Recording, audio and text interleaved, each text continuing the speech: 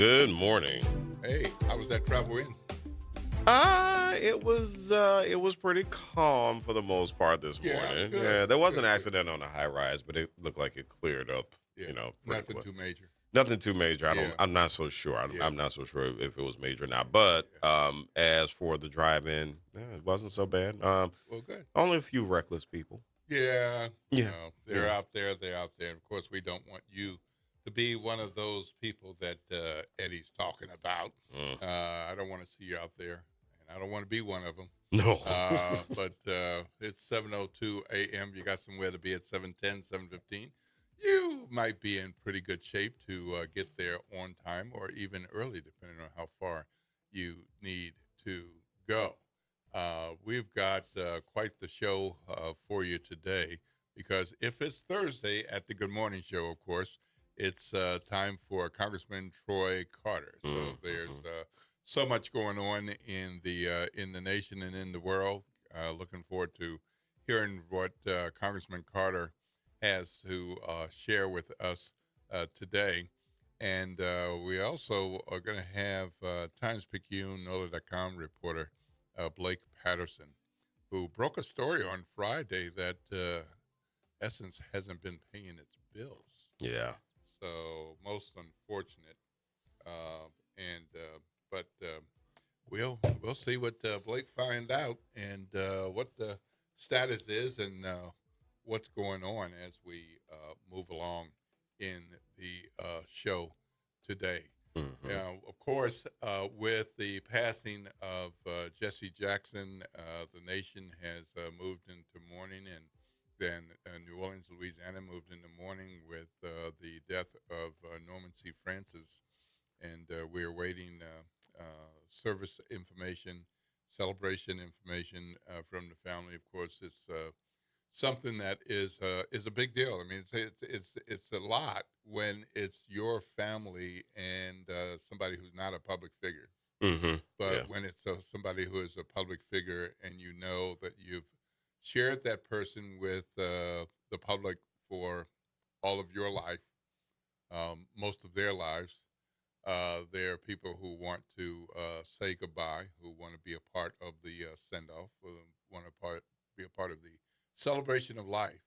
And so the family, I'm sure, is figuring that out. Meanwhile, we've got lots and lots of people continuing to issue their comments about Dr. Francis and the incredible life Yeah. that he's lived. Yeah. Lots of reflections, lots of social media activity. The very popular Divine Nine account, Watch the Yard. They did a post about Dr. Francis yesterday. Of course, all over the Alpha Phi Alpha channels. Hmm. There's Hmm. information about Dr. Francis and his passing.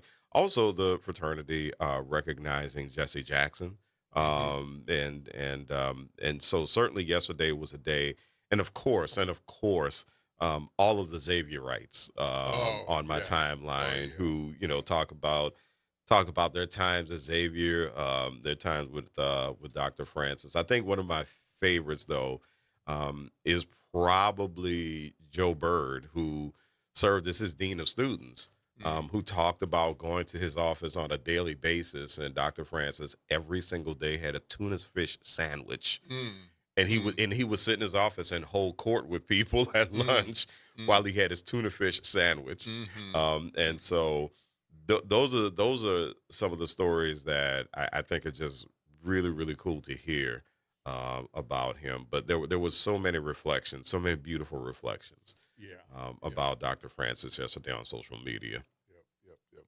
Well, this is not something I do because I am happy to be a part of the WBOK family of listeners, viewers, watchers, and to be up on this side of the mic as well. And of course, you all who listen on a regular basis, you know I work at the Times Picayune, write columns, and I'm part of the editorial board. And I thought our team came up with some nice words about Norman Francis And so this is an institute, what we call an institutional editorial. So it's Mhm. not a column in the name of Quinn Hillier or Feynman Roberts or Stephanie Grace or Will Sutton. It's a institution where it means that it stands for the organization. It's the organization's word Mhm. on it. But so I'd like to read that. It's impossible to measure Norman C. Francis's impact by listing the accolades he earned over his long public life, from numerous honorary degrees to our nation's highest civilian honor, the Presidential Medal of Freedom, or even by driving down the parkway that runs the historically black Catholic university he built into a powerhouse, a road that has since 2001 has borne Francis's name. You could add in the noteworthy achievements from his history-making matriculation to Loyola College of Law as his first black student, to his landmark 47-year tenure as president of Xavier University of Louisiana. As formidable as this list is, though, it doesn't fully capture the role that Francis, who died Wednesday at 94, played as a mentor, as an advisor to powers that be, and as a gracious but always clear eyed moral compass for a community he loved. A native of Lafayette, born into the Great Depression, Francis came to Xavier as a scholarship student and never left New Orleans. His leadership skills already on display. He was elected class president each year and student body president in his senior year. On his first day of law school, he famously met a fellow student named Moon Landrew and formed a partnership that would continue throughout their long lives. Landrew would go on to integrate City Hall's workforce as mayor, said watching the desperate treatment he and his friend received opened his eyes to the injustices of segregation. As a young lawyer, Francis represented civil rights organizations and activists, but his alma mater soon called. He returned to Xavier as a dean and served during an eventful period in which he agreed to house the Freedom Riders after they'd been attacked by segregationists in Alabama. In 1968, oh, I lost my spot. Sorry about that. Where did it go? Where did it go? Okay.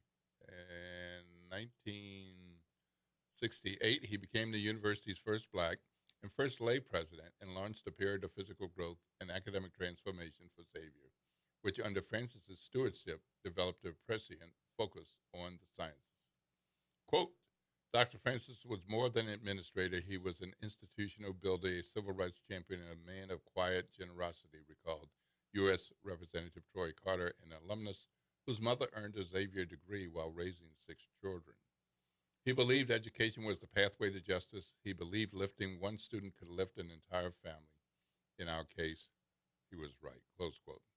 Francis served on numerous boards and was active in the formation of black-owned Liberty Bank. Although both his Gentilly home and his university flooded, Francis stepped up in 2005 when then Governor Kathleen Blanco asked him to chair the Louisiana Recovery Authority following the devastation of Hurricanes Katrina and Rita. At the same time, he oversaw not just a rebuild, but an ambitious expansion of Xavier's campus. Then President Barack Obama, speaking on campus on Katrina's 5th anniversary, described it as a case of one force of nature meeting another. Those who worked alongside him remember Francis for accomplishing great things by gently leading in the right direction. Quote, Norman Francis had a talent for calming troubled waters while still making sure that they flowed toward justice, author Walter Isaacson, who served as the LRA's vice chair, recalled. Tanya Tetlow, the New Orleans native and Fordham University president, who awarded Francis the 2023 honorary degree, said she often asked veterans of the civil rights era how they saw the correct path at the time when so many others did not. She said they all gave her the same answer, quote, because Norman was my friend, close quote. In ways momentous and deeply personal, Norman Francis made his city, his state, and the larger world kinder, smarter, and fairer. We are blessed to count him as one of our own. Mm. Yeah, those are beautiful words. So I thought that was a pretty good overview of that, and there are others, and we'll be hearing more. Meanwhile, we're going to take a break. I'm Will Sutton. With me is Eddie Francis, the talk line is 504-582-9422, 504-582-9422. How about you give that number, Eddie? 504 582 9422. 504 582 9422. You got it. Take one number or the other and give us a ring. Let us know what's on your heart, in your head. Get something off your chest. Share a memory of about Dr. Norman C. Francis, or talk about what happened to you and what you saw, what you think going on with Mardi Gras. Oh my goodness, there was a bunch of stuff. We'll get to that too. A lot. All right, this is WBOK 1230 AM. What New Orleans is talking about all day long.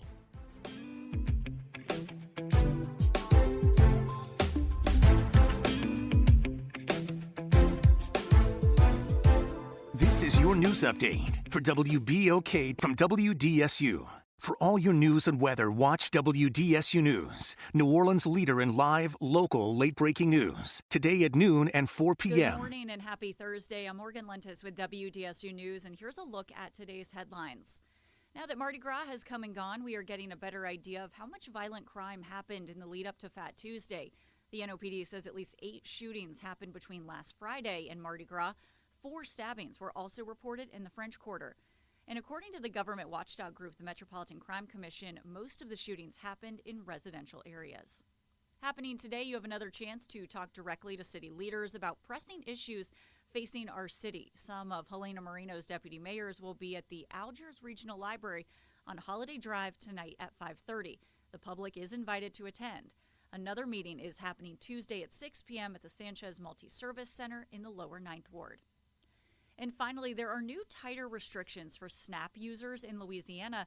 Those changes took effect yesterday. Now SNAP recipients can no longer buy soft drinks, energy drinks, or candy with their cards. And Governor Jeff Landry says those restrictions are meant to encourage healthier food choices. Mississippi is considering similar restrictions.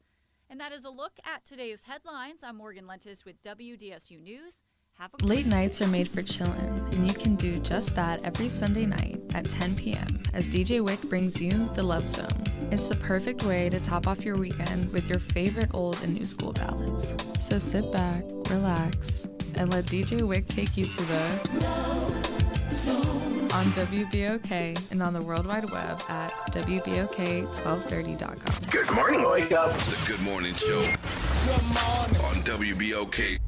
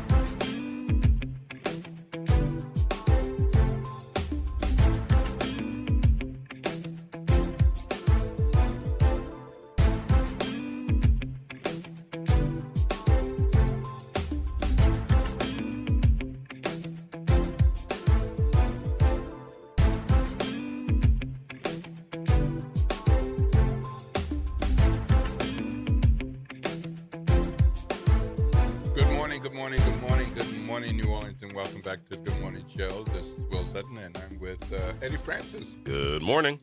It's a beautiful Thursday morning. We got through a rather different kind of Wednesday. It was hump day. Yeah. But it felt like a Monday. It did. because it of did. Mardi Gras. I was thrown off Tuesday, all day yesterday, yeah. And I kept thinking that I had a meeting at this time.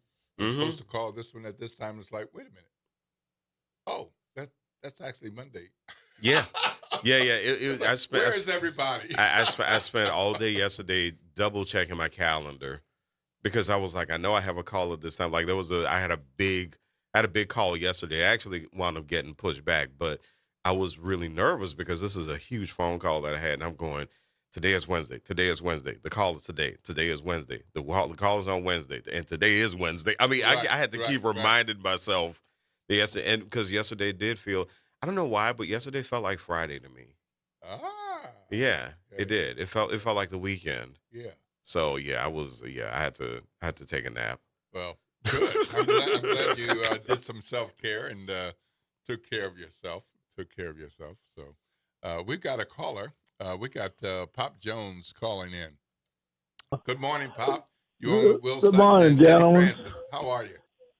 I'm fine. How y'all enjoy Carnival? Oh, I did. Yeah, How it about was good. you? It was good to me. Oh, good. I tell you, there's so much going on and give me a swimming in the head. I see they arrested Prince Andrew for what? Prince Andrew For what? arrested I mean, on suspicion of all misconduct these in public people was office. involved, and what they arrested him for?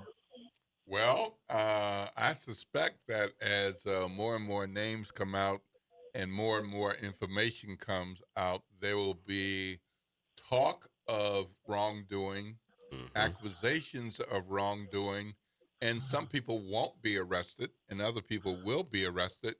And in this particular case, it doesn't seem to be at this point connected to anything he did in his personal life, but things that he did in his public role. And so the arrest seems to be centered on misconduct in public office.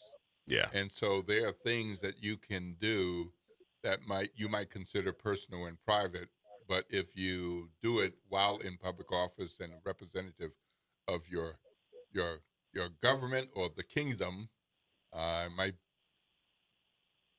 come across a different way. So, in other words, the people in England arrested him. Is that what it is? The government in England arrested Prince Andrew. Is that it? That's what it looks like. Yeah, the police over there. The Thames Valley They Police. initially didn't identify who he was, but that they had him arrested, and then it has come out that that's who it is. It's former Prince Andrew. So I want to ask another question. Now, I'm not the sharpest knife in the drawer. Well, but I'm a follower of the great late John Lewis. So if you see something, you say something. All right. Here's a young man running in Texas. I think he's a Democrat. He's running for office, I think, Congress. He say he don't want to get in a gutter. But every time you ask a question against the administration, you're getting in a gutter. So that they don't like. They don't like for instance, you question the Attorney General to apologize or to face the young ladies that was involved in the Epstein thing, and you getting in the gutter. So anything you might say, I wonder how he gonna run if you say he's not gonna get in the gutter. So are you talking about Isaiah Martin by any chance, or who are you talking about? I think he's a congressman or something running in Texas. I think he's a Democratic Congress. He said you don't want to get in the gutter. I was trying to find out what that meant. In other words, okay. If you don't criticize them at all, what does it mean? Don't want to get in the gutter? Because I notice anything you question, you ask them a question that they don't like, or don't want to answer, you get in the gutter. So how is he gonna run against them? So you mean in other words, what you're asking is how is it even possible to run a clean campaign these days? Well, somewhat, yeah, because I don't know whether a hard question. I don't think you get in a gutter when you ask a hard question. What y'all think? Okay, so I think now we're getting to the point where we understand, where Eddie and I understand what you're saying. It's like if the opposition is already in the gutter, or they are saying bad things that need attention and direction and correction, that by doing that, how is that going into the gutter if you're just respond. If you ask a question That- about it. right. Okay, got all it, right, got it. Right. Well, obviously, people have different ideas about what is the gutter. Right, especially now. For real. And there have been so many times in the last several years where people thought that Donald J. Trump had gotten in the gutter and that would dash his hopes. And that didn't happen. I'll give you another example. So, like you took Obama and his wife and put them on a gorilla head. Yes. So if you ask a question about that, you getting in the gutter. Right. Okay. Well, that's right. Yeah. Because on Fox News and Max and some others, there's like, why are they talking about that when they should be talking about the serious issues? Mhm. Well, of course, who put it out? Who put out the video? Who edited the video to do such a like I thing? say, I'm just, me. It's just me. I'm just trying to figure this out. Hey, I got you, Pop. Well, what it mean when you get in the gutter? Right. They're already in the gutter. Absolutely. Oh boy. Hallelujah. All right. Well, look, Pop, it's Thursday morning, so that means it's Well, time for- well, thank y'all for taking my call. It's always good to hear you all, you and Eddie. Yeah. It's Okay. good to hear you too, Pop. All right, well, we're going to take a break, and when we come back, we're going to hear from Congressman Troy Carter, Pop. So I forgot to.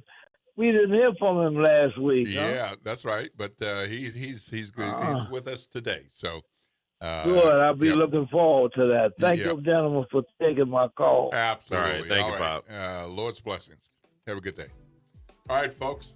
When we come back, we're going to be talking to our Congressman Troy Carter. So much going on in the world today, and we want to hear his perspective from Washington, D.C., and his place at home in New Orleans. And, of course, he has deep connections to Xavier University and the loss of our dearly beloved Xavier University President Emeritus Norman C. Francis as well. It's 7:23 a.m. You got somewhere to be at 7:30. Get going and get there safely, please. The talk line is 504-582-9422. 504-582-9422. You're listening to WBOK 1230 a.m. what New Orleans is talking about all day long.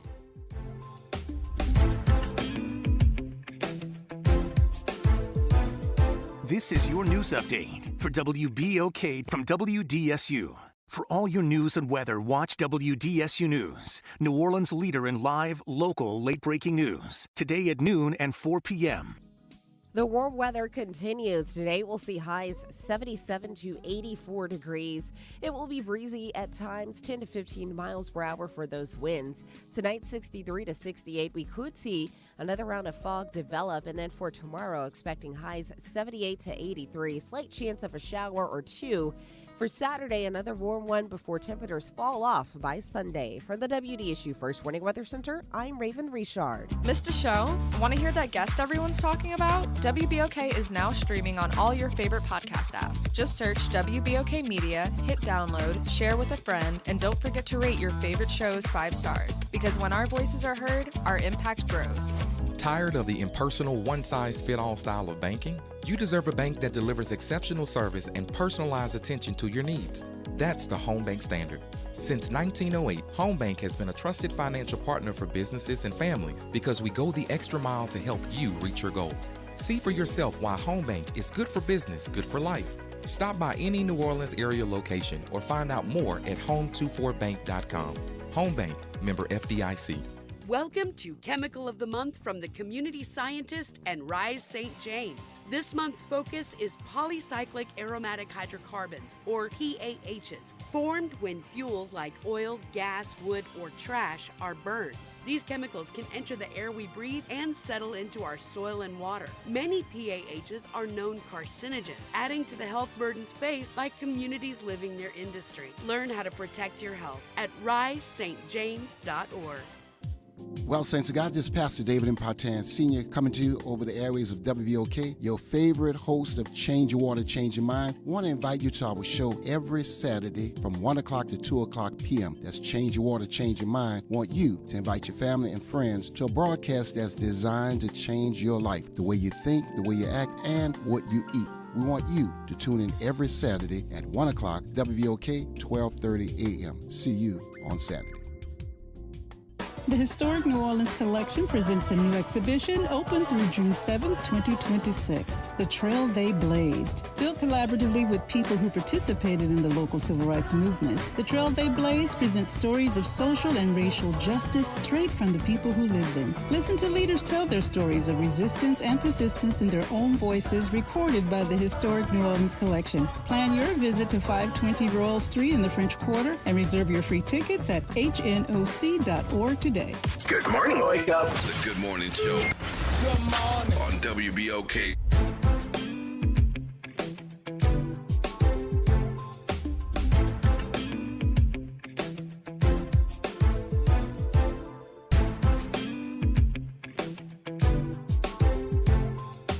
Good morning, good morning, good morning, good morning, New Orleans, and welcome back to the Good Morning Show for those of you all who have been in tune with us since 7 a.m., 7:03, 7:05, 7:07, 7:22, or welcome to those of you all who have just started tuning in, because you're in luck.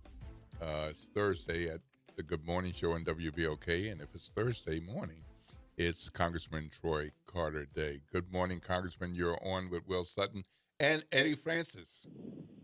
Hey, good morning, Will and Eddie.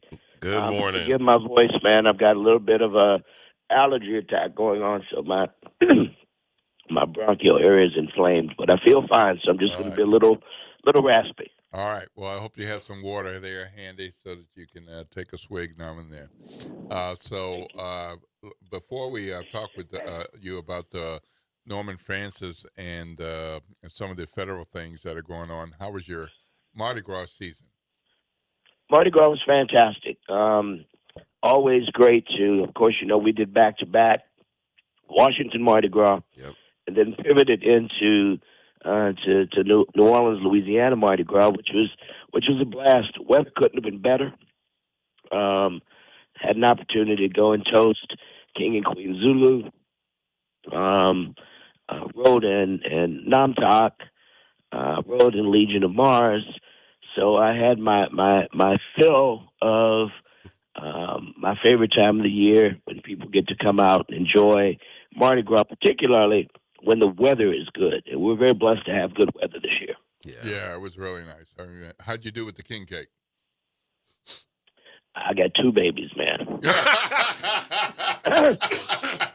Oh, goodness. I got 2 babies. That's the first time ever. It's like, wait a minute here. What's going on? Oh, man. So, Congressman, Mardi Gras is February 9th. Let me know when you're going to have some king cake, because I want to hang out with you specifically to have king cake.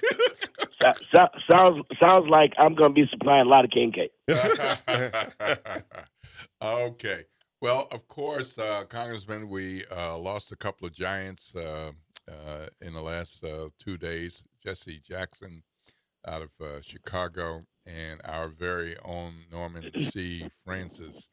And I know you have had relationships with both of them, but particularly Norman C. Francis from your youth on through your days of public service. Yeah, this is a great loss for our world, our country, and particularly our people. 2 larger-than-life, iconic leaders have left us, but they didn't leave us without a roadmap. They left a legacy of leadership, love, sacrifice, commitment, and mentorship. And now it's up to us to, yes, mourn their passing, celebrate what the gifts they gave us, and then pick up the mantle and do the work that needs to be done. You're correct. I had a chance to meet the Right Reverend Jesse Jackson when I was very young, a young staffer working for then Mayor Sidney Bartholomew. and then over the years developed a relationship and friendship, and he provided mentorship all the way up until my time in Congress. My most recent time being with him was just, 8 months ago. So he is a force that will be missed. He taught us all that we are somebody. He taught us the importance of keeping hope alive. He'll be sorely missed. Pivoting to the quintessential gentleman, the quintessential educator, administrator, leader, father, brother, uncle, mentor, Dr. Norman C. Francis, who, once again, I met at a very young age. This case, much, much younger.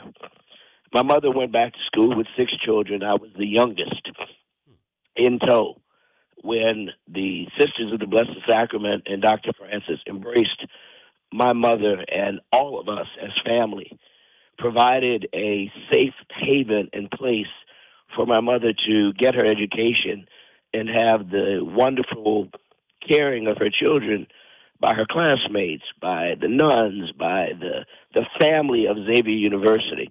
Where else in America can you find that kind of love in an academic institution? So my affinity for Dr. Francis goes back to my earliest memories. And then, of course, later, as a student, graduate, and now adjunct professor at Xavier University, having watched my sister, my son, my nieces, my nephew, all graduate from Xavier University.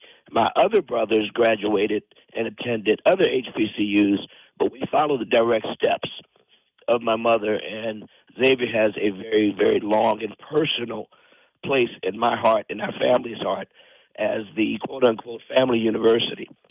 Dr. Francis is a once-in-a-lifetime jewel who came to Xavier as a very young man and poured his life, literally 47 years, into this institution that has educated more doctors than any other African-American doctors in any other institution in the country.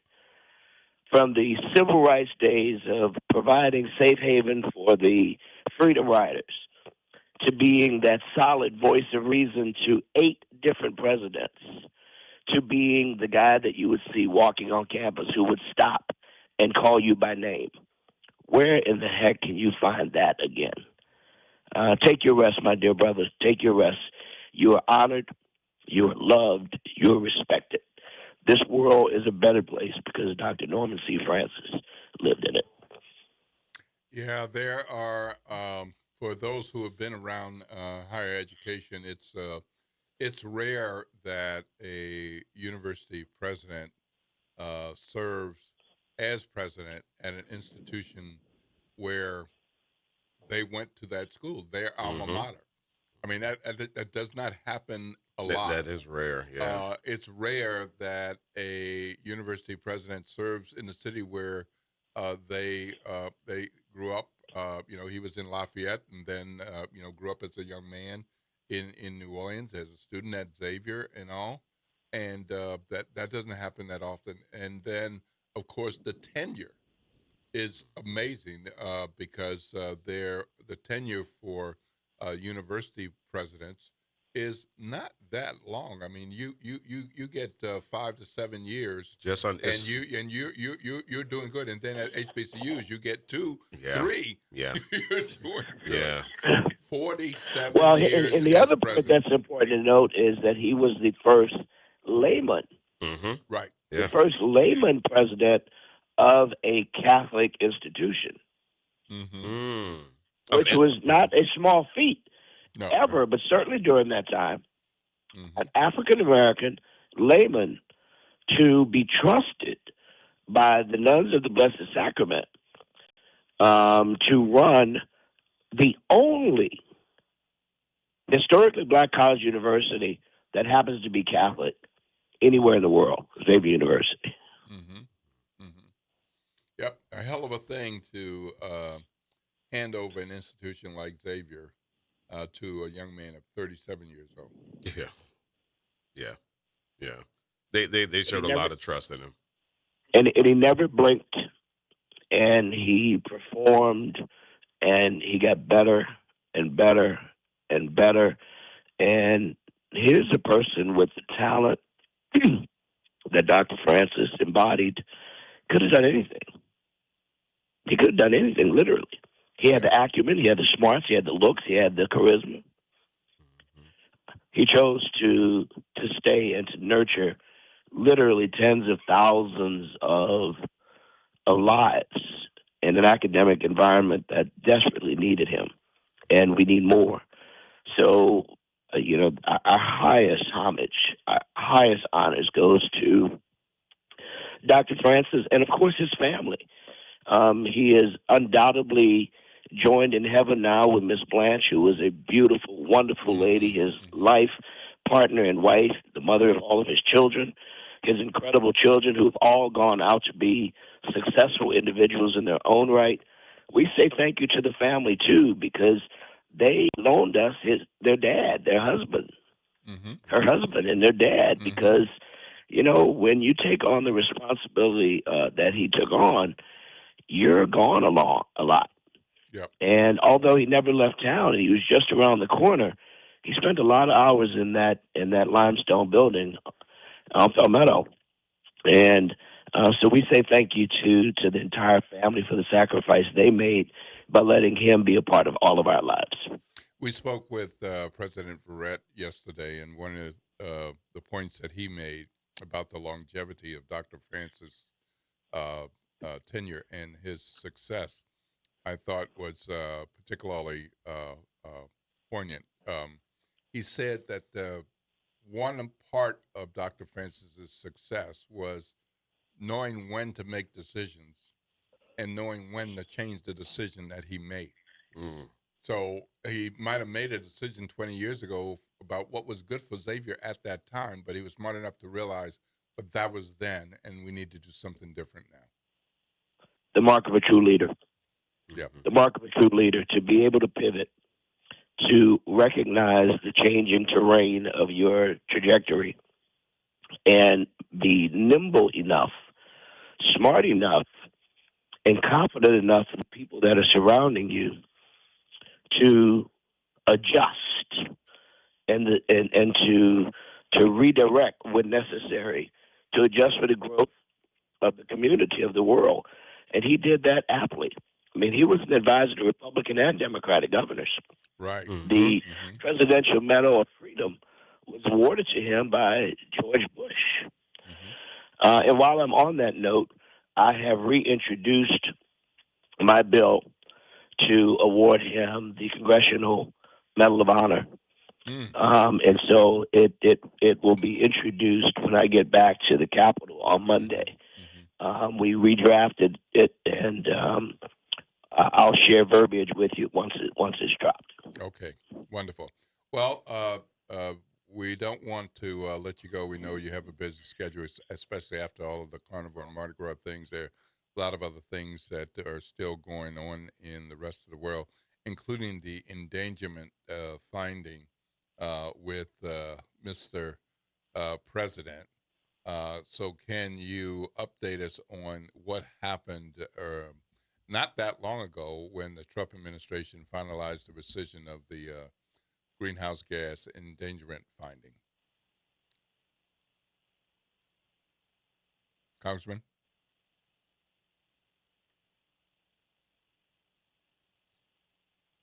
Congressman Carter, are you there?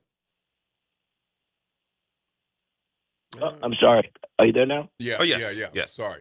So sorry, I think I accidentally hit mute. Okay. But so I was talking about the rollback of the EPA's endangerment finding. Yes. So they've been talking about this for some time. This is not something new. They've been threatening to do this for a minute. And it's really criminal.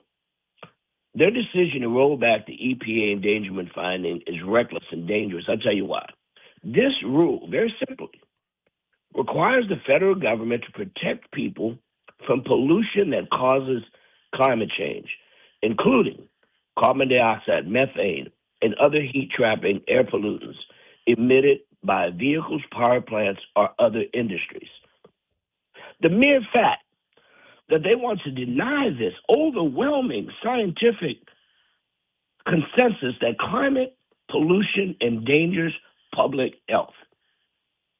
Republicans are making climate denial the official policy of the United States, and we're not going to stand for it.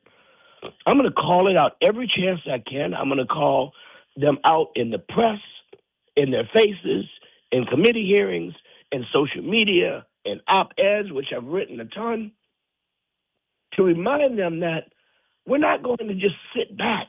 You may win for a moment, but we're going to reverse this foolishness as soon as we kick your butt out of the White House.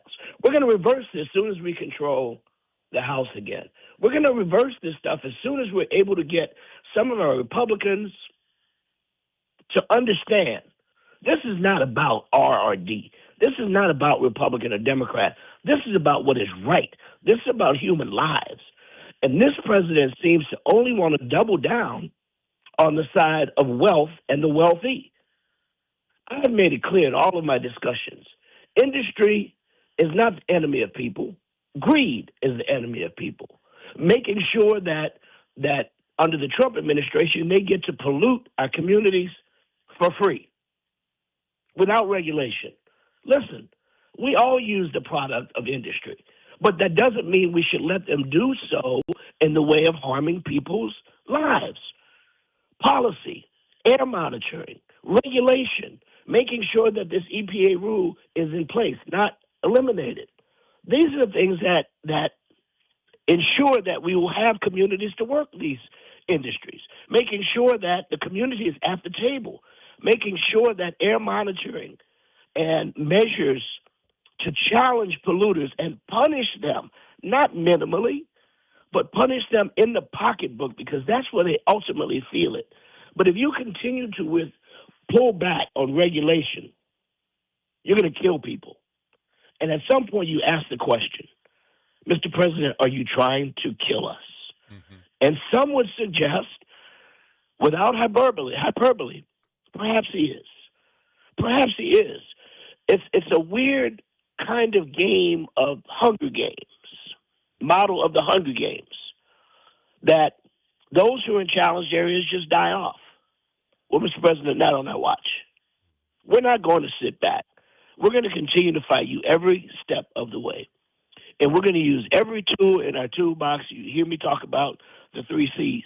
We're going to do everything we can in Congress, even though we're outvoted. We're not outvoiced. And every day we get closer and closer to tipping the scales of balance in the House. We're going to use the courts as we've been successful in doing for the last year. And then we're going to continue to work closely with the community to demonstrate that we're not going to roll over and let you tear our government down and kill our people. This EPA endangerment finding is perhaps the greatest reversal of science and humanity as it relates to an environmental issue that we've ever seen, certainly in my lifetime. Mm-hmm. Well, it's a heck of a thing that this is coming from the Environmental Protection Agency.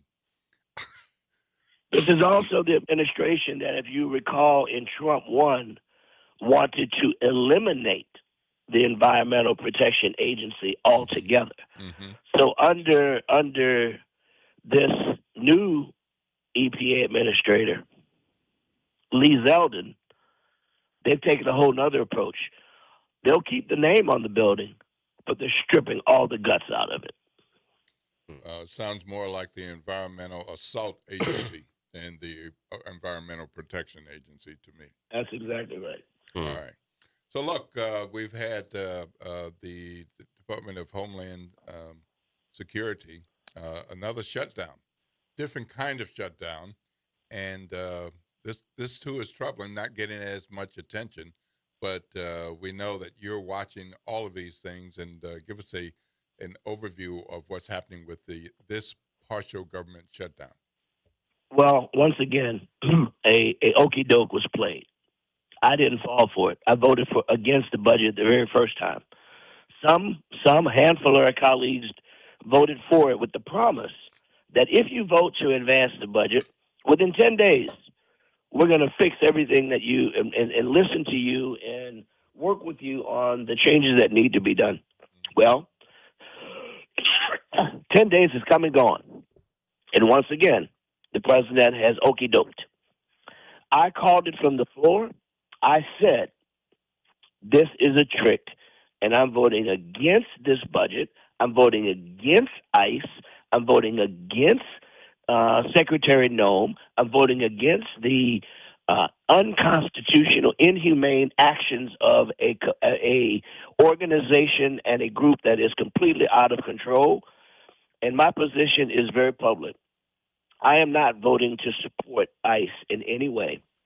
They must be abolished as we know it, reformed into a new agency that regulates and controls and develops a system for immigration management, but not one that denies the rights of American citizens who are being attacked on the streets of our country and even dying at the hands of rogue,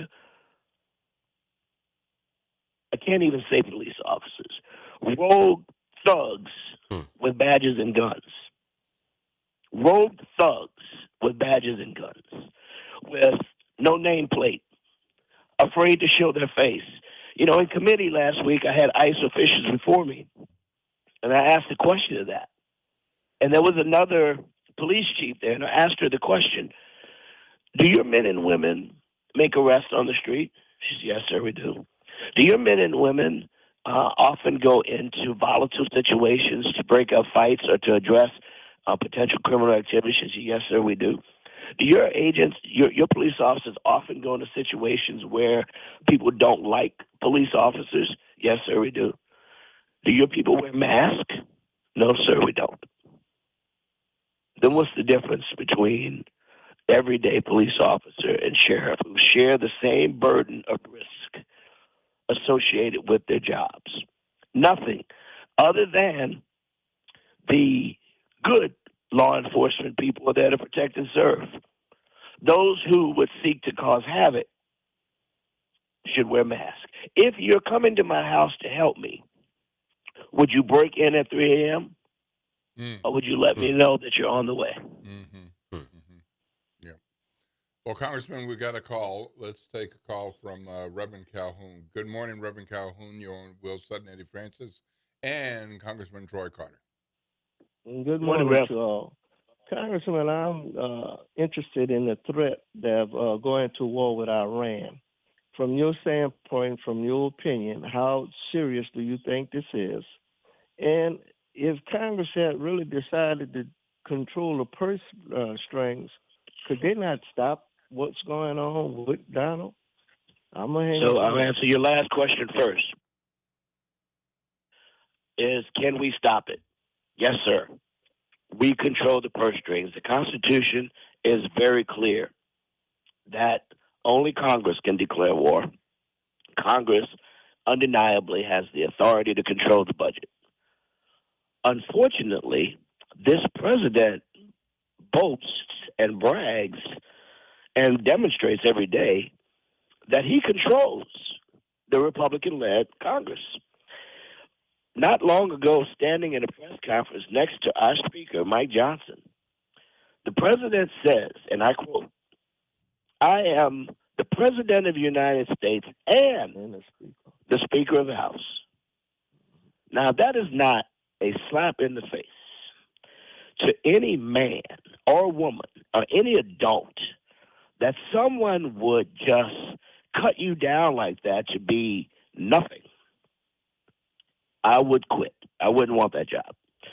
But to answer the last part of the question was yes, we can stop it. The first part of the question is it serious? I think the president's playing games. I think Iran is very serious. Very serious. And he's going to talk us into put our mouth into a battle that we can't address. And it's going to put the world and our allies at risk. It's not about can we win. It's about the residual effect of what does it mean at home, abroad, and with our allies. This president is playing with fire, the proverbial child with matches, and that's very dangerous. So you do see that something needs to come out of Congress to address this issue? Absolutely, Again, and we try every about single day, nuclear Rev. war. But I can't underscore enough, just for the listening viewers to understand fully, it's a game of math. The House and the Senate is controlled by Republicans. Even the measures that we attempt to bring to the floor can only come to the floor if the leading party agrees to give it a hearing. Now, we have forced several items through a process called discharge petition. And with the discharge petition, we've been able to get 2 or 3 Republicans to join us to force, like the release of the Epstein files or the extension of the ACA tax credits, to advance these issues. But, that doesn't happen every day, and the president has done a very good job of threatening Republican members when they side with justice, that he will come after them. Some of them have been brave enough to say, come on. Others have said, you can't come after me because I quit. Well, we don't need you to quit. We need you to stay. Challenge him and stay. Don't challenge him and quit. Because the only way we're going to stop this would-be dictator is by standing up to him. It's like the schoolyard bully. You just got to stand up and let him know you're not going to roll over and let him have your milk money. Well, this whole piece with the environmental protection, especially where we live, I think that again, if we don't stand up in some type of way to stop that, I'm looking at the industrial canal, I'm looking at the dumping of stuff in that industrial canal for over 100 years. There is no protection. If once the EPA goes away, what protections do we have? What can the public, what can the people that live in these areas actually do? Is there any way? I think you for can, us to really Rev, band I think together the best start thing to do saying that, no, is to you're get not on gonna the let you phone, keep dumping call our two chemicals and all that on us and say it's okay. Hello? Congressman? Yes. Hello? Yes, Congressman. How would you respond? I would say, Rev, you're absolutely correct, but you have to take that energy of the third C that I talk about, and you've got to call on the Republican members. Don't give them a pass. Call their offices every single day. Use social media. You got Cassidy, who's running for re-election now. Make him hear the voices of the people. You cannot ignore us. You've got to tell them. That means everybody listening has to start dialing their offices every day. You've got to start using your social media every day. You've got to talk about it in the church house. You got to talk about it in the fraternity, sorority house. We got to organize, just like we did in the 60s when we had no votes. We didn't just roll over. We challenged them. We kept the pressure on them. Listen, we're outvoted, but, man, we're not sitting on our hands. We're fighting every single day. Trust me. Look at the bruises on them. But we're not trying to bruise them. We're trying to beat them. And it's going to take a collective effort for us to do that. So, Rev, very simply, I think you bring excellent points. You've got to put pressure on the Republicans to do the right thing. And that means use every tool we have that's available in a nonviolent, respectful, organized way. And I underscore every tool available while doing so lawfully. Call them, text them, visit with them, pray, act, and fight. That's what's going to take. They think that they get a free pass.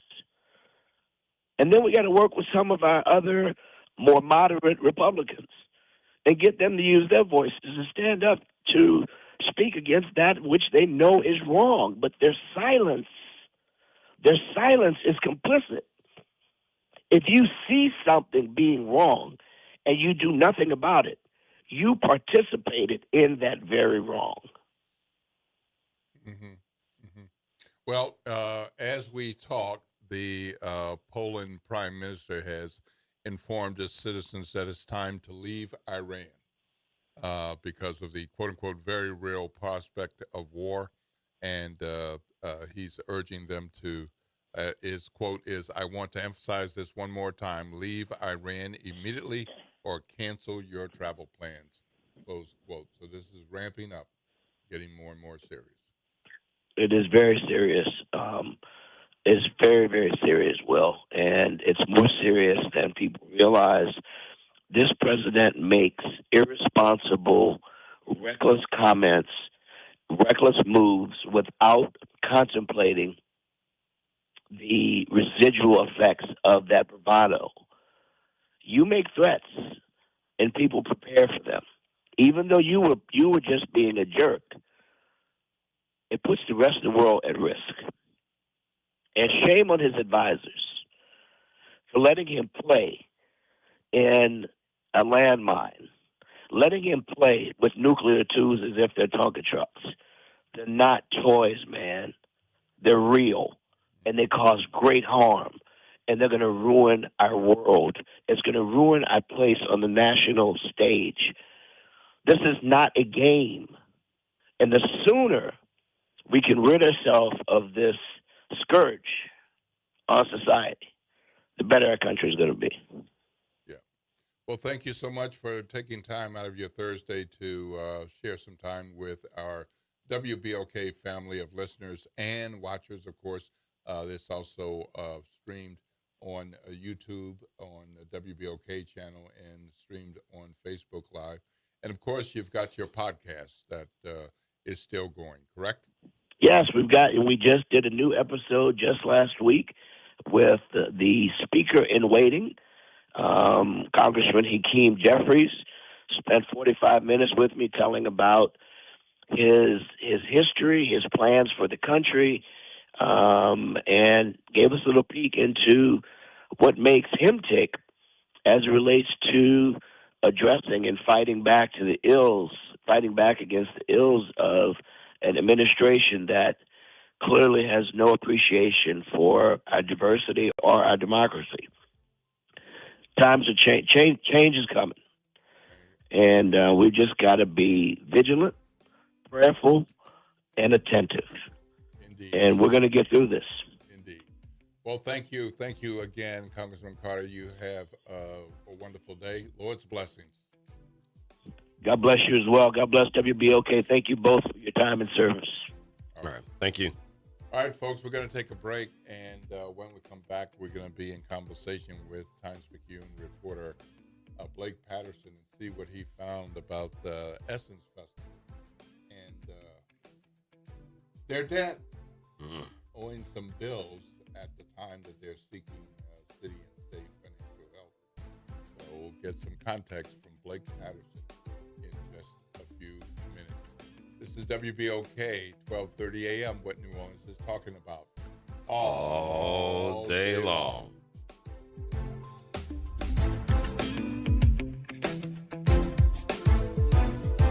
New Orleans, are you ready for a voice that says what you're thinking? Who that, you might ask? Arrington Gavin. That's right, I'm your guy, host of the Arrington Gavin Show, giving you so much filled with bold opinions, real conversations, and zero sugarcoating. We're going to be diving into the issues that matter, politics, pop culture, and all the above, unfiltered and unafraid. Catch the Arrington Gavin Show weeknights from 7 p.m. to 8 p.m., Monday through Fridays, right here on WBOK, what New Orleans is talking about. LifeCare provides valuable whole life insurance to cover final expenses such as medical bills, burial costs, and unpaid debt. A final expense insurance policy is fast, easy, affordable life insurance that's available to anyone between the ages of 50 and 80. No medical exams, no lengthy questionnaires, and no waiting period. The application process is quick and easy. You can even apply without having to undergo a medical examination. Just answer a few questions and we'll do the rest. With the average funeral cost skyrocketing to $11,000 and Social Security only paying $255, you need simple, affordable peace of mind for you and your whole family. Don't leave behind unpaid expenses that, if left unattended, will burden your family tremendously. Benefits include a guaranteed premium that will never increase, a guaranteed cash value, and a guaranteed death benefit that can never decrease. To find out how you can get final expense insurance with a guaranteed lifetime rate lock, call LifeCare at 800-571-9955. That's 800-571-9955. 800-571-9955. This is The Law in Your Legacy. I'm attorney Pete Hamilton. I'm attorney Ryan Hamilton. Comparing the cost of will, successions, and trusts.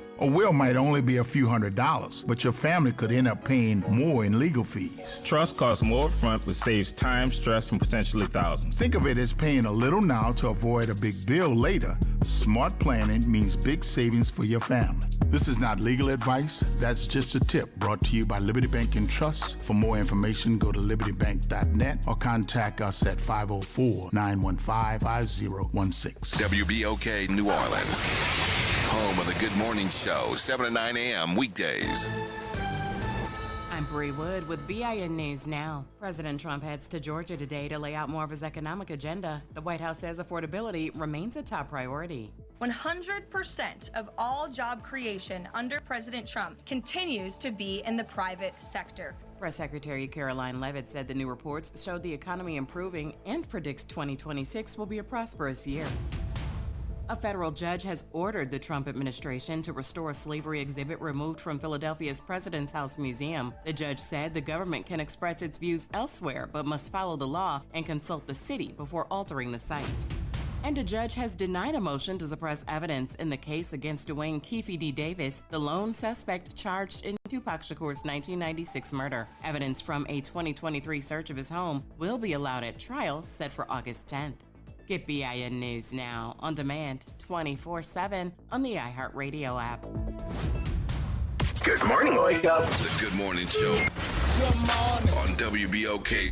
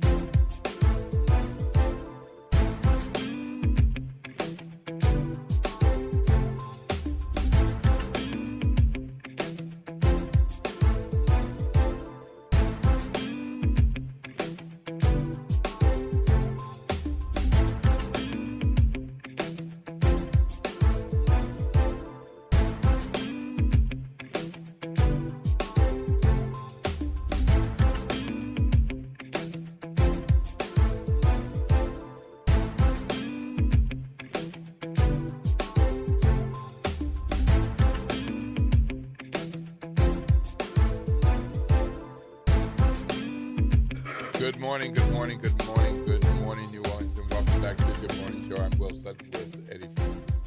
Good conversation with Congressman Troy Carter. Man, things getting a little scary with what's going on in the Iran area. Yeah, and he sounds genuinely concerned. Yes. Genuinely concerned. Yeah. And so, you know, the public, the citizens, it sounds like we have a call to action. There are a couple of folks on Facebook who said that they have been calling their representatives and senators' offices, and so they have been doing that. There was one really interesting comment where Alicia Plummer, one of our friends who always listens, she mentions that she has called Cassidy's office. She's called Congressman Scalise's office. Wonderful.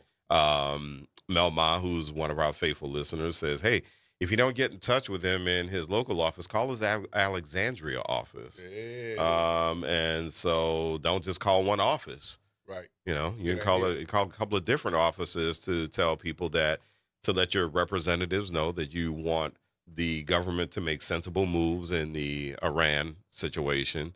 And And then also the SAVE Act is something that we're going to have to talk about at some point. But then also, advocating for yourself in whichever way you need to advocate for yourself as a citizen. So, right. Well, as promised, we have Times-Picayune, NOLA.com reporter Blake Patterson, who covers the administration of Mayor Helena Moreno. And as such, the mayor touches on lots of things, and that includes Essence Fest. Essence Festival's been with us for decades, a big deal. Initially started as a one-off and became an annual thing that thousands of people look forward to each year. But it takes a lot of money to pull it off with the daytime and the nighttime activities around the 4th of July. And each year, the Essence Fest organizers negotiate to see how much state support they can get in support of this effort that does so much for the economic development, not just of the city, but of the state of Louisiana, because so much of that goes to the state of Louisiana. Well, Blake, doing his due diligence on his beat, heard a few things and came up with a story that I think stunned a lot of people. Obviously, there were a few people who were aware of this, but not the general public, that Essence owes some rather big bills. So good morning, Blake Patterson. Welcome to the Good Morning Show on WBOK. Good morning. It's good to be back. Did you have a good Mardi Gras season? I had a lot of fun. Yeah, got it all out of my system. All right, good. All right. So tell us what you found. The story popped off on Friday and got a lot of people talking. Yeah, so like you said, there's, every year there's this negotiation about state funding and sort of city support. And sort of what I've been hearing is that the festival had some unpaid bills from last year's festival in July. And so did some reporting and figured out that got confirmation from the convention center that the festival still owes a little more than $400,000 from last year's event. And to the convention center. To the convention center, yeah. And we were also able to confirm through a source that there is another sort of major vendor in town that is owed upwards of $1 million. So we don't know sort of the full extent of how much is owed. Essence, after we started asking questions, made a payment to the convention center, $50,000. And so they say they have a formal agreement to, make good on that payment. And the convention center and for themselves say that, they have a long partnership with Essence and they're going to move forward with this year's event with Essence. So, but where this is really complicating things is, Essence, like I said, goes to the state and asks for money from the state legislature.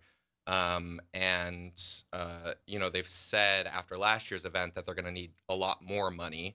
And so, I spoke with kind of the head of the appropriations committee in Baton Rouge, and he said, if we're giving money to a festival and they're not paying their bills, that's a problem. So, and the amount they got is, it's like $1.2 million from the state last year. Before that, it was $3 million. So it's a pretty significant chunk of change. So, and so now the mayor, of course, she, we're kind of at this inflection point because Essence's contract with the city and other entities expires at the end of this year. So there's this, there are already going to be negotiations about what the relationship looks like going forward to keep the festival in New Orleans and sort of what the city and the state would give. So after she won the election in October, the mayor-elect at the time asked former Congressman Cedric Richmond, her longtime political ally, and former Mayor Mark Morrell, now the head of the Urban League, to step in and be her sort of point people on negotiating this relationship with Essence. But that was before these vendor payment issues came up. So now this is just adding on to sort of what they're going to have to untangle to and everyone involved here wants to see the festival go on. They want to see it stay in New Orleans. It's a huge economic boon for the city in a slow season of summer. But some really tough kind of questions going forward about sort of how to make this relationship work. Challenging situation. Yeah, and Blake, one of the things that strikes me is this is something that you had to note in the article, is that is not necessarily Essence as an entity, but you have the Sundial Group that's involved in this as well, and that seems to complicate things a little bit as well. So just looking at the line with the Sundial Group, you have Essence Fest, but now you have the elected officials who are all having these conversations. And then on top of that, you have local officials and you have state officials. What was your sense of the tone, though, of the elected officials, though? Because what we've had for years, and this has been the word on the street for years about Essence Festival, that every year there is some small conversation that Essence might say, well, let's try another city, and Essence did go somewhere else for a little while because of extenuating circumstances. And they said, oh, no, we belong in New Orleans. We're coming right back to New Orleans. And that's what the fans said. But now with these elected officials being involved in a process to this level, what was the temperature that you got in talking to them? I mean, they're really concerned that, they want this festival to stay in New Orleans, and they, and they want to do everything they can to make sure that this, it's been going on for 30 years now, to keep it in New Orleans. And, there are already going to be tough negotiations about sort of what the relationship would look like going forward, what the city would give, what the state would give, what sort of, perks or what, there's a lot of stuff that goes into these contracts. And I think that was already going to be sort of a tough negotiation. It's business. But this sort of new development with the revelation that some vendors haven't been paid, I think is really throwing that for a loop. And it's creating a lot of concern because, again, they recognize the importance of this festival, but it has to be run properly. And just to say for Essence's part, which you noted is owned by Sundial Media Group, they said they value their longstanding partnership with the city. In a statement to me, they pointed out very clearly the sort of economic benefit of this festival. One report from Dillard said that the 2024 festival resulted in an economic impact, of over $300 million. Yeah. Essence noted that report also found, I guess, a tax. The taxes generated was around $40-50 million. So this is a benefit to the city. It's a benefit to the state. The question is, what's the relationship going to look like going forward to make sure that everyone's getting what they need here? So all right, we're going to take a break, and when we come back, we'll talk some more about this. And if you're interested in weighing in and have something to say, maybe you know something about this, or you're a vendor who hasn't been paid, or maybe you're a vendor who everything went out on time. You had a great time, and you got your money, and you had a good payday from the 4-day event last year. We are in conversation with Blake Patterson, reporter with the Times-Tribune, NOLA.com. I'm Will Sutton, and Eddie Francis is here with me. This is WBOK 1230 AM, what New Orleans is talking about all day long.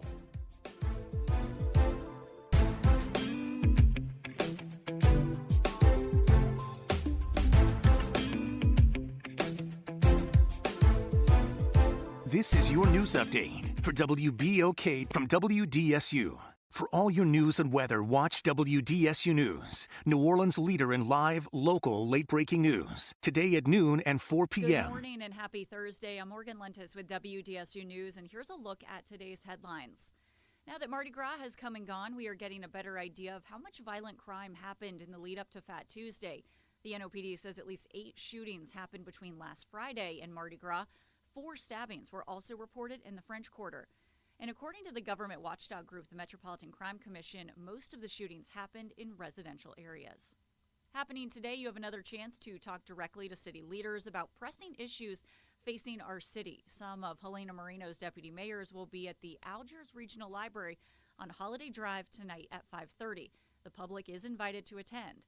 Another meeting is happening Tuesday at 6 p.m. at the Sanchez Multi-Service Center in the Lower 9th Ward. And finally, there are new tighter restrictions for SNAP users in Louisiana. Those changes took effect yesterday. Now SNAP recipients can no longer buy soft drinks, energy drinks, or candy with their cards. And Governor Jeff Landry says those restrictions are meant to encourage healthier food choices. Mississippi is considering similar restrictions. And that is a look at today's headlines. I'm Morgan Lentis with WDSU News. Have a great day. That's right. It's party time each and every Sunday night at 7 p.m. on WBOK. It's the Throwback Throwdown with DJ Wick as he brings you the best in old school from the 70s, 80s, 90s, and the early 2Ks. Plus, the party goes to another level at 9 p.m. with the Throwback Throwdown Party Mix to round out the night. It's the Throwback Throwdown Sunday nights at 7 p.m. on WBOK and on the World Wide Web at WBOK1230.com. Good morning, Wake Up. The Good Morning Show. Good morning. On WBOK.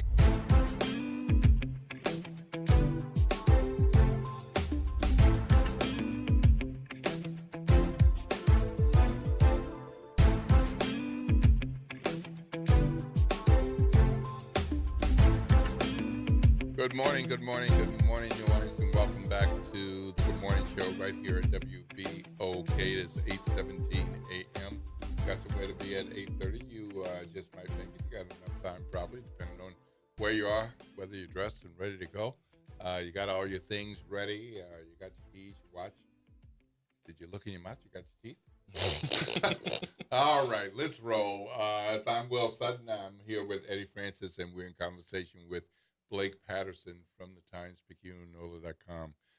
He broke a story on Friday about Essence owing some money to some significant vendors, at least one, I believe, unnamed vendor owed more than $1 million. And then the Morial Convention Center owed more than $400,000. But have you... I realized those were the two and rather significant amounts of money that those folks say that they are owed. Have you heard from others that there are other vendors, or are there only these two? What are you hearing? Yeah, I mean, those are the only two we could confirm for the story. I am interested in hearing from folks who have done business with Essence in the past or last year and kind of learn about their experience. And I've seen some comments on Facebook from folks who may have had some issues, but yeah, I'm eager to learn more about Essence as a festival itself, and sort of the experience and the experience of people that do business with Essence. So. Yeah, I'm a reporter at the Times-Picayune. If you do know anything and you're interested in talking, my email is bpatterson with 1 T @theadvocate.com, and would love to hear from folks, good or bad. I want to get the full story here. But yeah, I mean, there's gonna be a lot of questions moving forward about sort of how this festival does business, not only with the city and the state, but with with the convention center being a state entity, but also with sort of the local business owners. And I'll just say this really quickly. After last year's festival, where there were some issues, which we can get into, the then councilwoman Helena Moreno, now mayor, put up a Instagram video where she talked about some of the issues and said, what she would do as mayor is try and put together a local host committee to work year-round with Essence Fest. It's owned by a New York-based company, just to troubleshoot some of these issues. This was before the vendor payment stuff arose. But she, again, made very clear in that video, and I don't think this has changed at all, that as mayor, she would do everything she could to keep this festival in New Orleans, but make sure that it's a win-win, that the city, the state, local businesses, the local community benefits and Essence benefits. So, and that's really what's going to be the discussion moving forward. Do you have an indication? I know that you got a statement from Essence, but do you have an indication of what their temperature is on this, or have they just said, "Okay, this is what we got for you," and yeah, we'll get on that right away? I mean, do you have any indication of how they're seeing this or treating it? I was mostly going through one of their spokespeople. I had a lot of questions. I asked them point blank, "Can you tell me how much vendors from last year are owed?" They disputed the fact in our story about one being owed more than $1 million. And I said, okay, well, then how much is owed? So I didn't get a clear answer from them, as is sometimes the case. When you ask questions, you get kind of the statement back that they want. So for me, there are a lot of things that I still want to know from them. And I haven't had a chance to sort of speak to their leadership.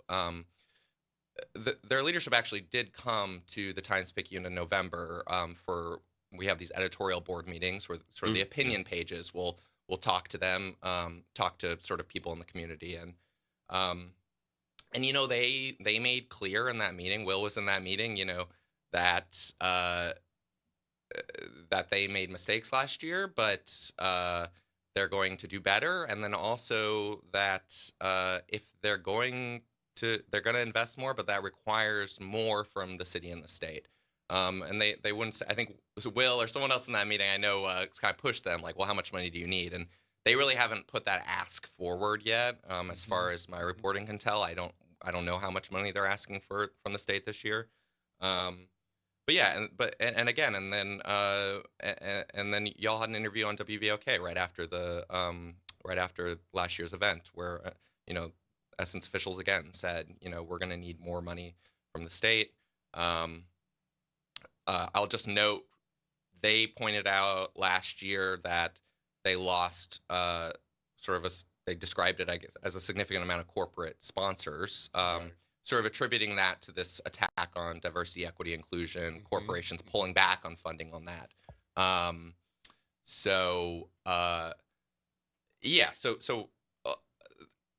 I'll say one last thing about sort of how Essence is responding to this, which is they say they're going to need more money. It sounds like they're going to have to go to Baton Rouge and appear before the state legislature, the committee that decides this money, to sort of explain sort of what happened with these payments. So that's what the chair of the Appropriations Committee, Jack McFarland, told me, that, he has lots of questions himself. So, that could be what comes next. I mean, we'll see. Of course, like I mentioned, there are a lot of powerful people sort of in play here trying to solve this issue. So, lot to come, I'm sure. And correct me if I'm wrong, but this seems to be a situation that whether this was the Cantrell administration or Moreno administration, this probably still would have been an issue. Just a matter of who's dealing with it. I think that's right. Yeah, I don't think this is this has any. I still have a lot to learn about the sort of the details of the relationship with the city and the state in those contracts, but I don't think this is necessarily related to the management of the last administration, or of course the council has a role too. They work on the clean zones, and they deal with Essence and our as well. New Orleans legislative delegation, because they have to talk with their colleagues in other parts of the state, saying why it's worth it. Yeah, and I know Essence has some. I mean, I have to do some more reporting, but it's not just New Orleans officials. I mean, there's I heard Regina Barrow up in Baton Rouge is a big advocate for Essence too. So there's lots of understanding around the state, but yeah, it will be a task for the New Orleans delegation. Senator Jimmy Harris, Royce Duplessis, others, in that delegation, to go up there and have to sort of speak for New Orleans and help New Orleans make that case. So. Right. Well, legislative session coming up next month, so this will certainly be one of many issues that they'll be taking up. And of course, you've spent some time with the legislature, so you know a little bit about that sausage making as well to inform your reporting for where this goes next with the Essence Festival. Thank you, Blake Patterson, for being with us this morning, filling us in on the gaps of, speaking of gaps, the debt that Essence owes and how this might affect the negotiations for support of Essence for next year and beyond. All right, I'm Will Sutton. I'm here with Eddie Francis. Conversation good to know. We'll have to keep our eyes open for that and ears to see what is coming next. The talk line is 504-582-9422. How was your Mardi Gras?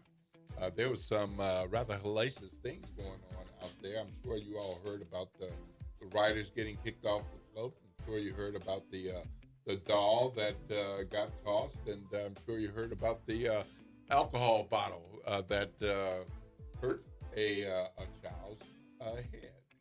Not good stuff. Let's talk about that and more after the break. This is WBOK, 12:30 a.m. What New Orleans is talking about all day long.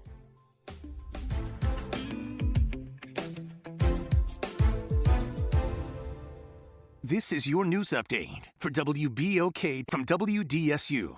For all your news and weather, watch WDSU News, New Orleans' leader in live, local, late-breaking news. Today at noon and 4 p.m. The warm weather continues. Today we'll see highs 77 to 84 degrees. It will be breezy at times, 10 to 15 miles per hour for those winds. Tonight, 63 to 68. We could see another round of fog develop. And then for tomorrow, expecting highs 78 to 83. Slight chance of a shower or two. For Saturday, another warm one before temperatures fall off by Sunday. From the WDSU First Warning Weather Center, I'm Raven Richard. On Auto Trends with JeffCars.com, here's a snippet of some of what we cover. GPS pioneer Gladys West. We worked long hours computing trajectory orbits and satellite orbits, trying to get the data and everything correct enough. Auto analyst Mark Bland. 14 new vehicle deals that happen in this country out of every 100 that women don't have a fingerprint on. To tune in, check out Auto Trends with JeffCars.com. Saturdays at 4 p.m. on WBOK, what New Orleans is talking about. Tired of the impersonal one-size-fit-all style of banking? You deserve a bank that delivers exceptional service and personalized attention to your needs. That's the Home Bank Standard. Since 1908, Home Bank has been a trusted financial partner for businesses and families because we go the extra mile to help you reach your goals. See for yourself why Home Bank is good for business, good for life. Stop by any New Orleans area location or find out more at home24bank.com. Home Bank, member FDIC. Welcome to Chemical of the Month from the Community Scientist and Rise St. James. This month's focus is polycyclic aromatic hydrocarbons, or PAHs, formed when fuels like oil, gas, wood, or trash are burned. These chemicals can enter the air we breathe and settle into our soil and water. Many PAHs are known carcinogens, adding to the health burdens faced by communities living near industry. Learn how to protect your health at risestjames.org. Greetings and salutations. I am Edward B. Coulon Smith, chairman of the board of the New Orleans Regional Black Chamber of Commerce. We'd like to invite you to tune in every Wednesday at 12 noon on WBOK to listen in on Black to Business and be a part of the movement that's going on. Thank you. The Ron Kelly Show. Real talk, bold truth. Tune in for your weekly dose of unapologetic conversations that don't dodge the truth or dilute the message. Stay informed on the issues that matter most on The Ron Kelly Show, every Monday at 7 p.m. on WBOK 1230 a.m. Good morning, Wake Up. The Good Morning Show. Good morning. On WBOK.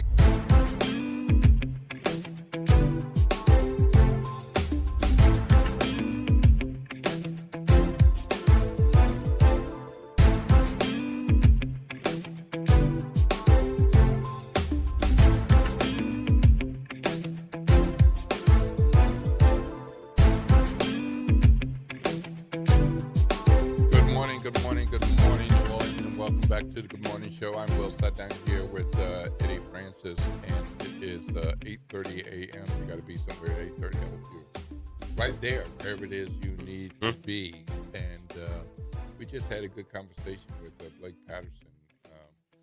Heck of a thing if you coming to me and saying you'd like to borrow some money. No, not borrow. No, give me. Give you some money. Yeah. And I said, well, what about these other people you owe? kind of an awkward situation. Yeah. With Essence. It's interesting that that's the approach that they're taking, because as Blake was speaking and saying that they are saying, well, we actually need more money, my question became, well, is scaling it down an option? Because the locals have complained. I'm one of the locals, by the way, who's complained that Essence has become almost too big. You walk the convention center during the day, and and if you're someone who runs a business, I mean, I run a business. So if you're running a business, you're walking through going, how much is this costing them? People are complaining that the concerts go too late. So is it a matter of having fewer acts? Is it a matter of scaling down what's happening in the convention center, scaling down what's happening on the street right outside the convention center? Could it be that Essence could save themselves a couple of $1 million by scaling it down, especially with this particular situation? And that to me, that's the question. Maybe even making it a 2-day event instead of a 3-day event. I mean, I just have to wonder. I just have to wonder if these are viable options. Well, a lot of other places have jazz festivals. They're not like the New Orleans Jazz and Heritage Festivals, jazz festivals, music festivals, and a lot of them are nighttime only. Yeah. Or afternoon and evening, or if it's afternoon, it's like on Saturday. Wonder what that would look like without the daytime. Of course, with the daytime, which is free. Yeah. Essence likes to remind everybody that we're giving this to you, but of course, who's paying for it is the sponsors and the vendors, right? Paying for that space to make that available and make it free, and it's and I really enjoy the daytime activities. Oh, absolutely, absolutely. And all, but it would certainly change what it is to just have the concerts. There are some people who they live for the concert. I mean, once upon a time, Essence was just the concert. Yeah, that's how it started. Yeah. And when the daytime activity started, there weren't that many daytime activities, but it was enough for people to say, "Oh, I really enjoyed this." I saw some panel discussions that started maybe 2 hours before the concerts, or maybe the day of the concert. There was some panel discussions, and I went to the concert. I mean, and after all, what are people coming to Essence Festival for besides the music? They're coming from New Orleans. As a matter of fact, I mean, I know this because I live with your fellow Hamptonian, and I heard about how excited the Alumni Association was about doing something in New Orleans the week after the Essence Festival, and so I started joking with her. I said, "Oh, it's gonna be Hamptonians hanging out in New Orleans for over a week, right? Because they're gonna do Essence Festival and the Hampton events." But people come here for it. People do come here for New Orleans as well. Absolutely. So you're still gonna get that experience. People who want to relive Girls Trip, they're gonna have those experiences.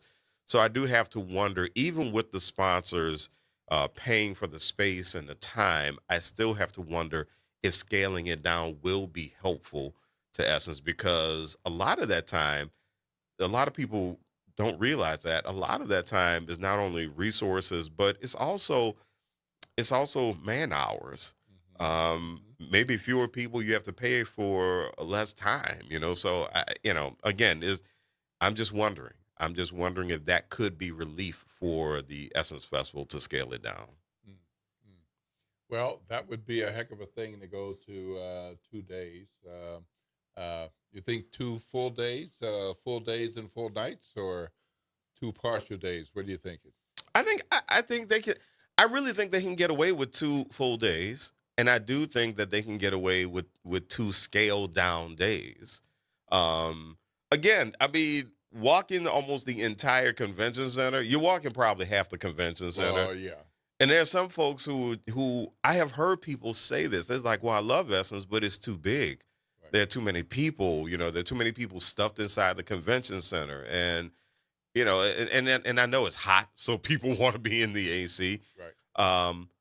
Or I mean, Essence Festival expands its footprint by finding more streamlined, efficient ways and profitable ways to work with local organizations, local businesses. Let that business hold this Essence party. Let them make a deal with them. Let them buy the licensing for the name. Let them do their Essence party. It's attached to Essence, but Essence isn't doing the work. The organization is doing the work.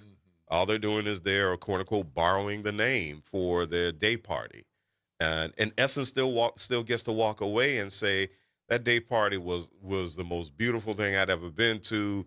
It wasn't, quote unquote, an official Essence event, but we gave our blessing for this party to happen. Well, of course, there are unofficial Essence adjacent events. All the time.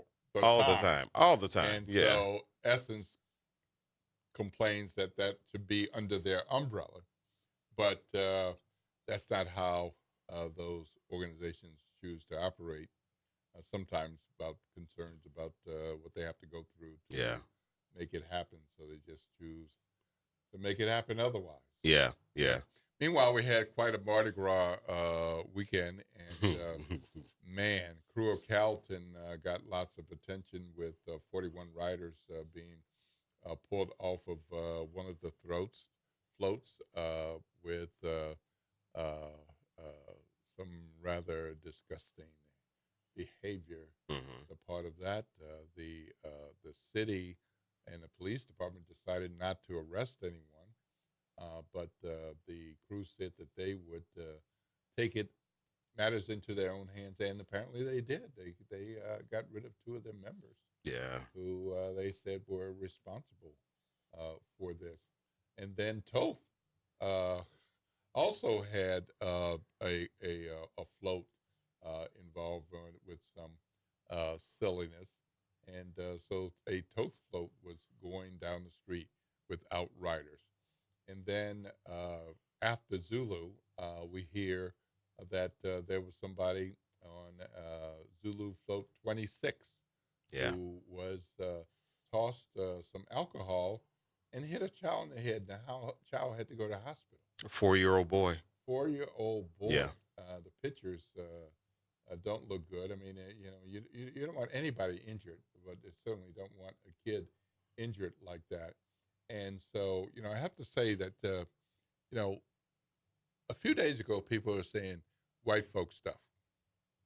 Well, and then this Zulu thing happened. Well, that eliminates that. And then this Zulu thing happened. Yeah. So Zulu leadership says they're going to take matters into their hands and deal with this in accordance with Zulu policy guidelines, etc. Which I wonder what that means. Does that mean hands off of members but not non-members, or?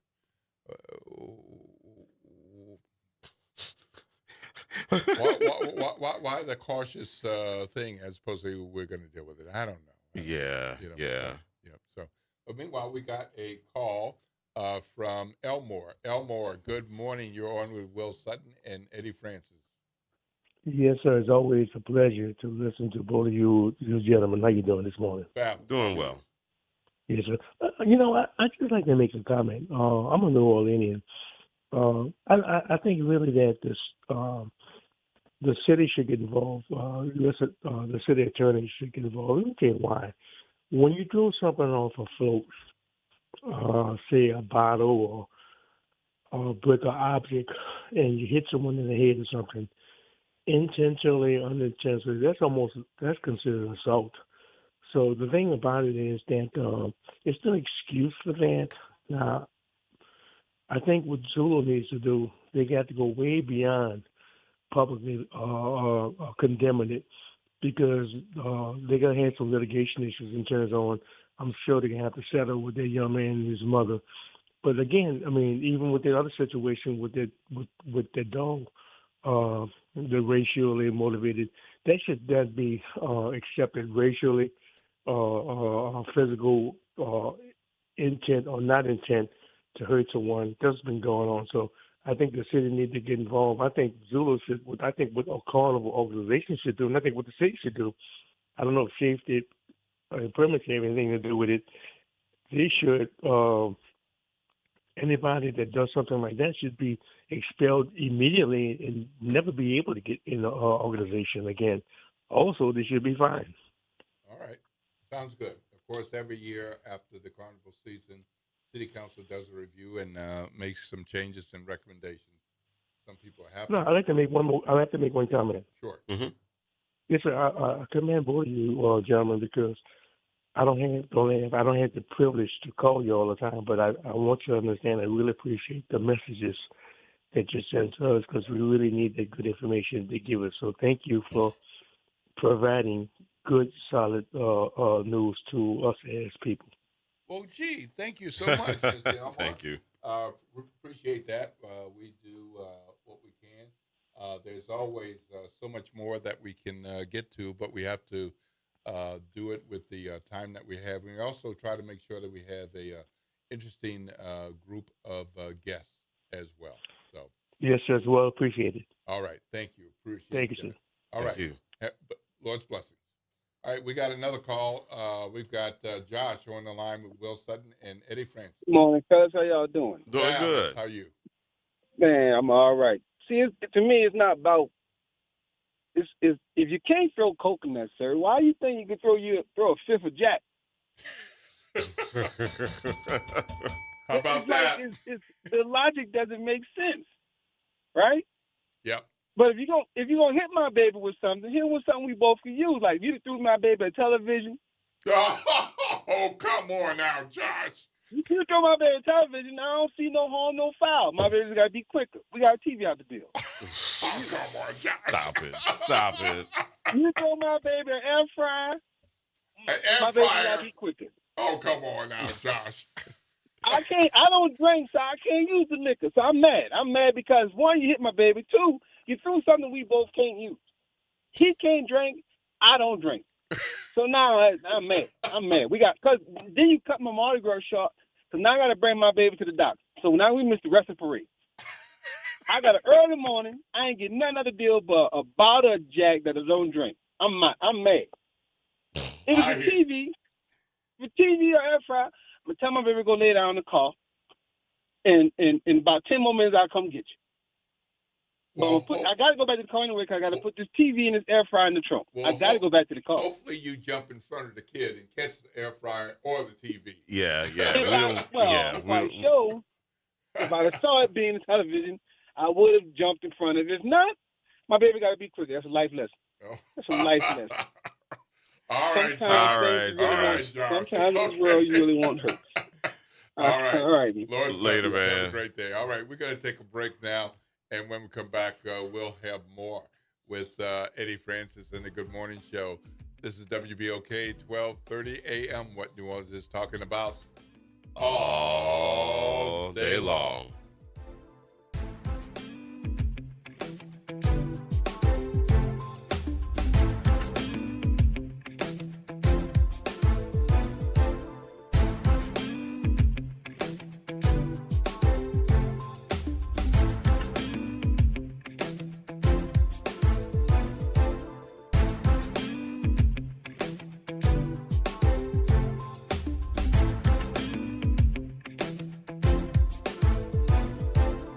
This is the Bloomberg Black Business Beat, brought to you by FidelityInvestments.com.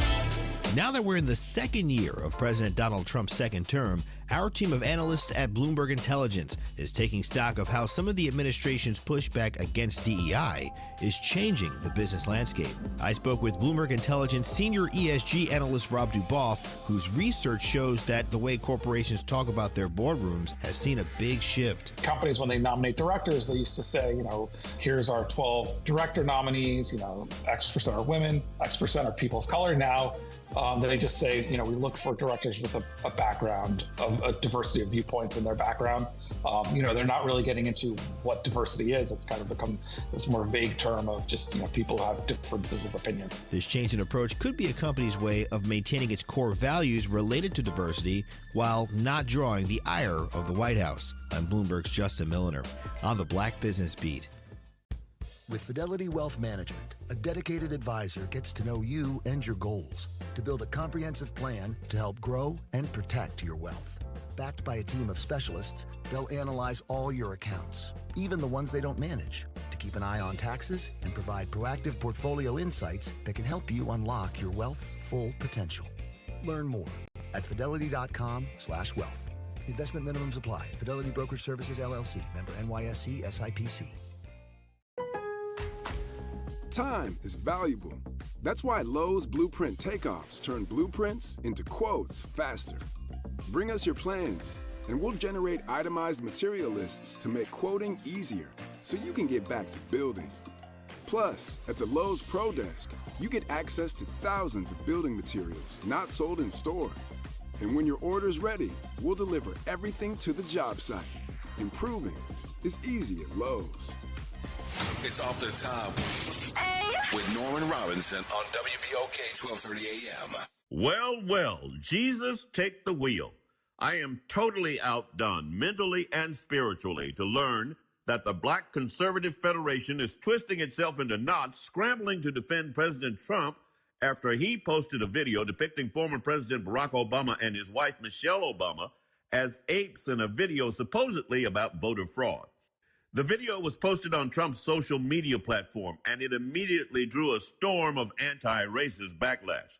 Tim Scott, a Trump ally and the only black Republican in the U.S. Senate, called it the most racist thing he has seen from this White House. However, he did not say it's the only racist thing he's seen from Trump's White House. Subsequently, the video was taken down, which resulted in, ironically, C.J. Pearson, a prominent black conservative, to issue a statement saying, quote, "This particular clip was obviously posted in error, and I'm glad to see that it has been deleted," end quote. That part was good. But then he continued, quote, "There is not a racist bone in President Trump's body." Really? End quote. That part wasn't good. He even said it didn't diminish his view of the president, adding more fuel to his dumpster fire. He argued that Trump has done more for the black community than any other president in the history of America. Are you serious? That's a dubious subject of significant debate. What is not up for debate is Trump having a white supremacist mindset. As far back as 1973, the Justice Department sued Trump and his father and their company for systematically discriminating against black people and other minorities. His presidency and his administration has been marked by a litany of disparaging characterizations of people of color. He has unleashed an unprofessional and undisciplined squad of violent immigration goons to discriminately arrest Hispanics in the country illegally or otherwise without due process. Trump has put immigration bans in place, mostly prohibiting immigrants from countries inhabited by people of color. Can you say Somalia? While enthusiastically welcoming whites from Europe and South Africa. Against this record of apparent racism, I find it very difficult to believe that the hateful, disgusting, vile, historical racist trope of the Obamas was mistakenly placed there by a lowly White House staff member. Trump refuses to apologize, insisting the mistake wasn't his. That is no surprise coming from an individual who has a history of being cruel, vindictive, unaccountable, untruthful, and untrustworthy. So why expect a man filled with racism, hate, and other cruel, vindictive things that he said over the past to apologize for what he clearly believes is okay? This is Norman Robinson, Off the Top. Hey, this is D. Riley from the 90s Hits R&B Jams. Make sure you listen to WBOK 1230 AM every Saturday night from 7 until 9 p.m. I'll be giving you the best R&B jams from the 90s. That's right, all your favorites and more. With me, D. Riley, your host of the 90s Hits, right here on WBOK 1230 AM, or listen online at WBOK1230.com. WBOK, the station you listen to longer. This is The Law in Your Legacy. I'm attorney Pete Hamilton. I'm attorney Ryan Hamilton. Losing a loved one is tough enough. Do you really want your family dealing with court battles and paperwork on top of it? Whether you choose a will or a trust, think ahead. Take care of your family. Let them focus on healing instead of headaches. This is not legal advice. That's just a tip brought to you by Liberty Bank and Trust. For more information, go to libertybank.net or contact us at 504-915-5016. Transform your bathroom with the beautiful quality of Bath Planet. As a trusted leader in bathroom renovation, Bath Planet has earned the Good Housekeeping Seal, a symbol of quality and consumer confidence for over 100 years. Get half off installation or 18 months with no interest and no payments. Whether it's tub replacement, a shower replacement, or a tub-to-shower conversion, Bath Planet makes your custom bath fast, easy, and affordable. Here's how it works. 1. Call to schedule your free, no-obligation consultation. 2. Our design experts come to you with real samples to customize your dream bath. 3. Our certified installers complete the transformation in as little as 1 day. And right now, for a limited time, you can upgrade your bathroom for 50% off installation or choose 18 months with no interest and no payments. But you need to call now. This special offer is only available by calling 800-981-8177. That's 800-981-8177. Call 800-981-8177 right now before the offer ends. Indulge in an intimate evening of beloved standards and contemporary tunes with the Jazz and Heritage Concert Series on Saturday, February 28th at 8 p.m. featuring the new jazz standard with Stephanie Jordan. Don't miss her timeless and distinct voice live at the George and Joyce Wein Jazz and Heritage Center in New Orleans. This event is in person only. Don't miss out. Tickets are just $10 and available at jazzandheritage.org. Good morning, Wake Up. The Good Morning Show. Good morning. On WBOK.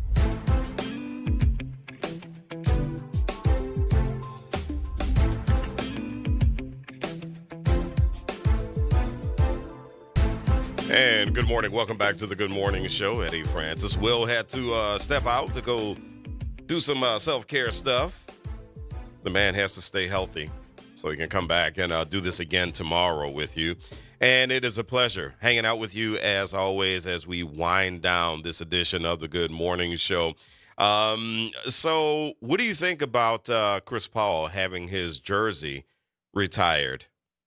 Well, Rod Walker with NOLA.com believes that is something that needs to happen. He wrote a piece that says it's time to hang Chris Paul's jersey in the Smoothie King Center rafters. Now, you think about this and you think, maybe, maybe not. I mean, was he really that valuable as New Orleans Hornet / Pelican? After all, he did earn the nickname Point God throughout his career. Paul turned 41. He decided to hang up his sneakers after he was waived by the Toronto Raptors, but he's had a great career, no doubt about that. But when we talk about what he has done in New Orleans, is he really someone who deserves that kind of attention in the Smoothie King Center? Is he someone who should be viewed as a cornerstone of the Hornets / Pelicans franchise? Well, Rod Walker actually rolled out some stats that may surprise you. He was drafted number 4, 2005 by the Hornets. Of course, we remember that. He spent 6 years with the Hornets, 6 seasons. But here are his stats and his franchise ranks with the Hornets / Pelicans. Played 425 games. That's third in the franchise's history. Scored 7,936 points. That's third in the franchise's history. Assists, 4,228. First in the franchise's history. Steals, 1,010. First in the franchise's history. And rebounds, 1,951. That's fifth in the franchise's history. So across the board, it definitely looks like maybe Paul does deserve some love. Maybe Chris Paul should have his jersey in the rafters. That's the argument that Rod Walker is making on NOLA.com. And now that he has retired, Rod Walker is making the argument that now would be the perfect time for the Pelicans to honor Chris Paul in some way. We did have this mistaken thing for a while, though, that we thought that he left New Orleans with some bitterness.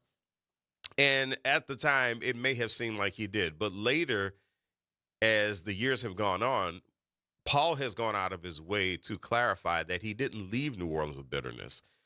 He's gone out of his way to talk about the fact that he loved New Orleans. It just wasn't a place for him at the time. And he decided to make his move when he thought it was the most beneficial thing for his career. We got Don on the line this morning. Good morning, Don. How you doing? All right, there you go. Throwing that knuckleball throwing that knuckleball when I'm looking for the curve. But nevertheless, the numbskull that threw the bottle off the float allegedly, we have to address that. They have to start maybe doing like TSA, man, checking those people's bags before they get on the floats, checkpoints, and the crews have to pay for those checkpoints where no glass, no metal are allowed on the floats. But anyway, with Chris Paul, since you threw that in, Chris Paul, if they're going to honor his jersey, maybe they can sign him for the rest of the season then. I'm sure he'd get the veterans minimum. Sign him for the rest of the season. He'd be part-time player, part-time coach. But the thing with Chris Paul, the NBA did Chris Paul a disservice when they didn't allow him to go to the Los Angeles Lakers. They didn't let him be traded to the Lakers. Yeah.